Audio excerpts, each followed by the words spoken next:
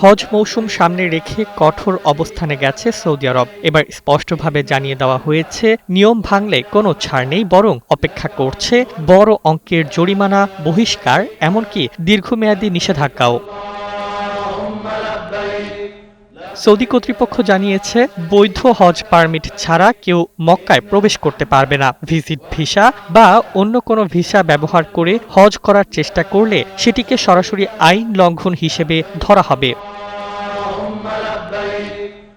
নতুন নির্দেশনায় বলা হয়েছে, অনুমতি ছাড়া হজ পালনের চেষ্টা করলে সর্বোচ্চ 20,000 সৌদি রিয়াল পর্যন্ত জরিমানা গুনতে হতে পারে। এছাড়া যারা অবৈধভাবে হজে অংশ নিতে সহায়তা করবে, যেমন পরিবহন, আশ্রয় বা দৃঢ় বন্ধনের আস্থায় শক্তিশালী স্টিলের আরেকটি নাম জেডএসআরএম সহযোগিতা দেওয়া, তাদের জন্য জরিমানা আরও ভয়াবহ, যা 1 লাখ রিয়াল পর্যন্ত হতে পারে।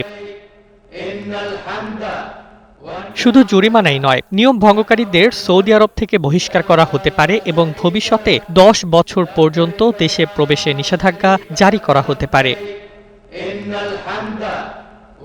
সৌদি সরকার বলছে, এই কঠোর সিদ্ধান্তের মূল উদ্দেশ্য হল হজ যাত্রীদের নিরাপত্তা নিশ্চিত করা এবং বিশাল জনসমাগম সঠিকভাবে নিয়ন্ত্রণ করা, কারণ অননুমোদিত যাত্রীরা ভিড় বাড়িয়ে দুর্ঘটনার ঝুঁকি তৈরি করে।